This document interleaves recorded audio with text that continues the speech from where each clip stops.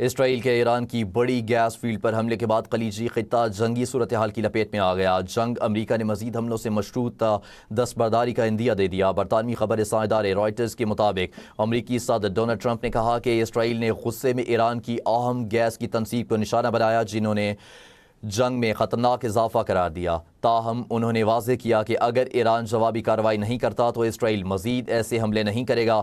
صدر ٹرمپ نے truth social پر لکھا کہ امریکہ کو اسرائیلی حملے کا پیشگی علم نہیں تھا اور قطر اس معاملے میں شامل نہیں تھا۔ انہوں نے سوشل میڈیا پلیٹ فارم ایکس پر اپنے بیان میں کہا کہ اسرائیل نے مشرق وسطی کی صورتحال پر غصے میں آ کر ساؤتھ پارس گیس فیلڈ پر حملہ کیا۔ انہوں نے الزام عائد کیا کہ ایران کو حملے کی حقیقت معلوم نہیں تھی اور اس نے غیر منصفانہ طور پر قطر LNG تنصیبات کو نشانہ بنایا۔ ٹرمپ نے خبردار کیا کہ اگر ایران نے قطر پر حملے جاری رکھے تو امریکہ اسرائیل کی مدد کے بغیر بھی ساؤتھ پارس گیس فیلڈ کو پوری طاقت سے تباہ کر سکتا ہے۔